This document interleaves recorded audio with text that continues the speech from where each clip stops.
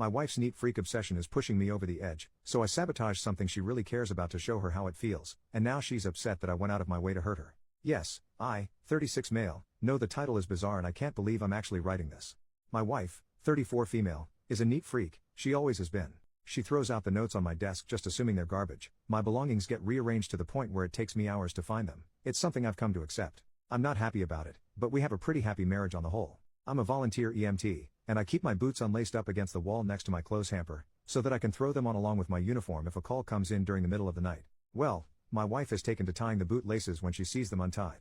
Not only does she tie them, but she tightens them and double knots them to the point where I need to undo the knot, open up the boots, and let a little slack out to fit my feet into them. I ignored it the first 2 times, but the 3rd time she did it, I made it a point to bring up to her the next day. I very calmly said, "Hun, I appreciate that you want everything neat, but please do not touch my boots in the future. Time is of the essence when I'm going on a call and at 2 in the morning I don't have the time to unlace them and open them up. It's not just a minor inconvenience, it's people's lives, so I would appreciate it if you left them alone." She rolled her eyes, said I was being dramatic, and that she wouldn't help me out by keeping my things neat in the future. Well, she never stopped.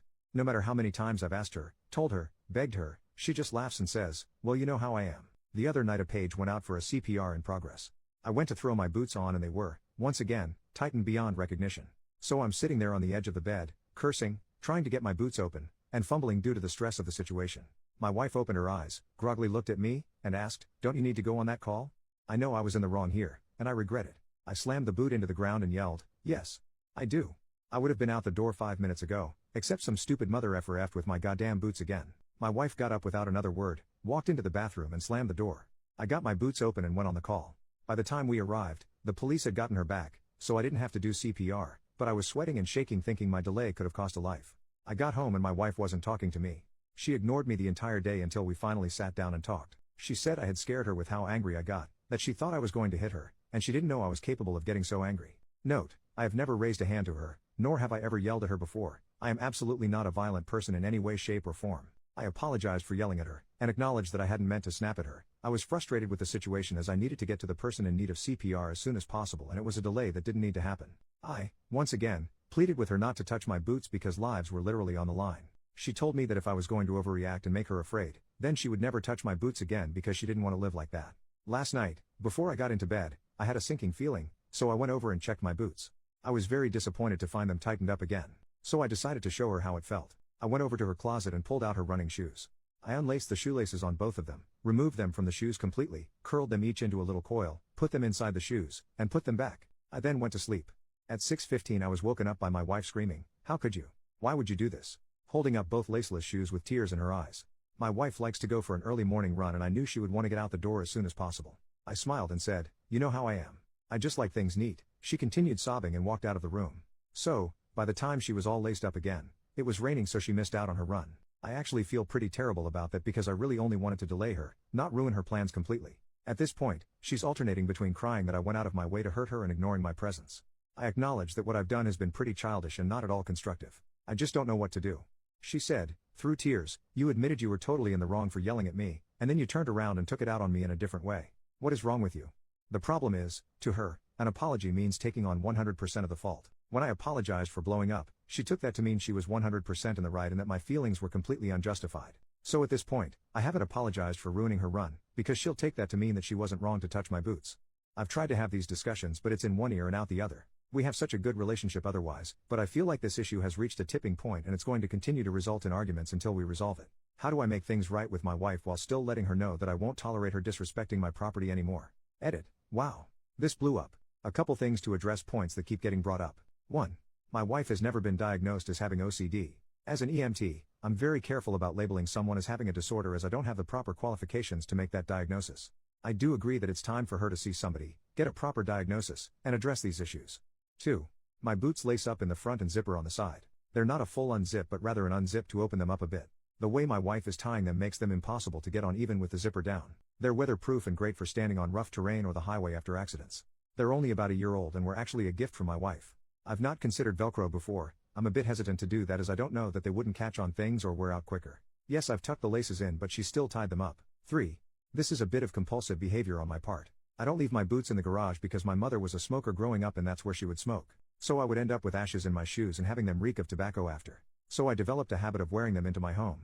Also, if I leave them there, they're likely to get moved someplace safe where it will take me even longer to find them. Putting the boots in the closet, she found them and tied them. Putting them under the bed or out of sight, they were found, tied, and moved to the closet. 4. I honestly believe that a footlocker or any other kind of box would get moved to where I would have to wake her up to find it.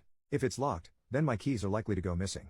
For some reason, sitting on my dresser is not appropriate, but in the pocket of a jacket downstairs in the closet is. 5. I am likely going to start putting my boots in the car. Though I had to laugh at the people suggesting decoy boots.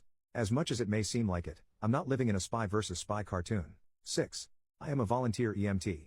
We respond from home. We don't have sleeping quarters, and I work the overnight shift, so I sleep during my shift, get out of bed when a call comes in, drive to the building, and take the ambulance to the scene. This is typical of volunteer organizations. Paid EMS is more likely to have sleeping quarters or even require EMTs to be in the truck throughout their shift. Community-based EMS is more likely to take 911 calls and respond to emergencies whether paid or volunteer. Private EMS is more likely to take transport requests such as to or from dialysis or chemotherapy as well as hospital to nursing facility discharges. 7. To those who have told me that I don't have the right to use the word life-saving, on my dress uniform I have pins for 3 defibrillator saves and 4 for CPR saves. I've crawled into a car wreck to open someone's airway and bag them until we could get them out. While transporting a patient, I recognized signs of internal injury and ordered we divert to a trauma center, where he was put directly into emergency surgery that saved his life. Did I do these things entirely by myself? No, of course not. I would never claim that I was the sole reason someone lived. However, I am, at my very basis level, a vital link in the chain or survival. So while I can't claim complete credit for any of the things I've done, I would certainly put a lot of blame on myself if someone didn't live because of something I failed to do. 8. I have a full-time job that I work 8 to 5 Monday to Friday outside of EMS. That is why I volunteer on the night shift. My wife works as a payroll manager for a mid-sized office. I earn about $10,000 a year more than her. We've been married for 2 years. While I lived on my own before we were married, she didn't move into the apartment until we got engaged. So, I think to her, that was my place, not ours, and she didn't really touch my things. I was with another EMS organization until we moved to a new town after our engagement. When we bought the house, I joined the local volunteer squad as an EMT. My wife regards my job as part of my identity while she sees the EMS as something I volunteer to do. She would say, "This is my husband, he is," job title, not "This is my husband, he is an EMT." Update, I've gotten a few requests for an update but didn't want to post until I felt like I really had anything to say. A lot has happened in the past 2 weeks, so I'm going to try to go over it as best I can. My wife and I started talking again. We had a very serious conversation and I did apologize for what I did to her running shoes, and then I told her I had to speak some truth and I wanted her to promise me that she wasn't going to roll her eyes, interrupt me, scoff, or get sarcastic with me, which she did. I told her that I was not kidding about my boots, that while most of the time I caught geriatric transports, falls, and nausea, there were instances where response time was of the essence and I didn't have time to play around with my boots in the middle of the night. I told her that there have been times when my intervention has been critical in saving a life, when my training has helped me recognize an underlying emergency, or when a call I made ensured that a patient was prioritized upon arrival at the hospital. I explained that a lot of the crap I see, I don't tell her about because I don't want to give her nightmares or make her worry about me. She actually listened and didn't dismiss what I had to say. She responded that she was trying to help by keeping things neat. I responded, "But you're not. Sweetie, I'm not trying to be mean, but you're not helping. You're hindering me. One day it may be the difference between life and death. I need you to not touch my gear. It's where I know where it is, it's where I can easily find it in a short amount of time, and if you move it, you are impeding an emergency response. I don't care if it looks neat. It serves a function, it doesn't look pretty. If you want to help me, please leave my gear where I put it." A few nights later I had my friend Officer Rich come over. Officer Rich was one of the 2 cops that did CPR on the victim that night. The 3 of us sat on our deck and had a few beers. He talked about getting there, doing CPR, giving Narcan, waiting for the ambulance and getting her back shortly before we got there. He then pulled out a few photos of car accidents that I had worked. He showed them to my wife and pointed out, "This car went into a tree. Your husband crawled into the wreck, put a collar on the driver, and stayed in there giving him oxygen until we could get him out. Your husband pulled a 3-year-old out of this wreck. Your husband recognized that the driver had a stroke and took her to a stroke center, which likely saved her life." After that, I told her I had something I wanted to show her and I asked her for the same promise I'd asked earlier. When she agreed, I showed her a video on YouTube of a police body cam from an odd. This video showed how critical time is in getting someone back, and the training someone goes through in order to give the drug, do CPR, and utilize an AED. I told her, "I'm not trying to attack you, I don't want to have a fight, but I want you to understand what I go through. That I hope every call I go on is transporting a boo-boo, because otherwise it means that if I don't do everything right someone could die. If I don't get out that door as quickly as possible, someone could suffer brain damage while they're waiting for me to give them oxygen. If I'm upset and shaking because I had to waste time opening my boots, I might miss something critical and someone might not make it." She acknowledged that she understood and told me she hadn't really thought about the danger of what I do until the other night when she saw the photos of the wrecks. I told her that I think she has OCD and needs to see a therapist because it's hurting our marriage. I listed examples of her throwing important things out, moving things without permission, and messing with my gear. I offered to go together and said I'd be willing to work on things together. After I pointed out the pattern, she agreed that it was time to speak to someone. She wants to think about whether she wants to go together or go by herself, but she has promised me that she's going to try to change her patterns. I brought up her saying she thought I was going to hit her, and she acknowledged she'd been with guys who flew off the handle with little provocation and scared her. That she'd never seen me get that angry, and it triggered her because she didn't think I was capable of blowing up like that. She's been very emotional lately and has been going through mood swings. She's been worried about me going out on calls. The other day she started crying and said, "I hope you know how much I appreciate what you do." Knock on wood, since we had the big talk, she hasn't touched my boots. Is everything resolved? Not by a long shot. But she seems to have a new appreciation for what I do. Thank you for all of your responses. I wound up not showing her the thread, because a lot of it was pretty harsh towards her. I recognize I cherry-picked incidents that didn't put her in the best light, and there's a lot more to her in our marriage than that. She is the person I chose for the rest of my life, and I want us to work.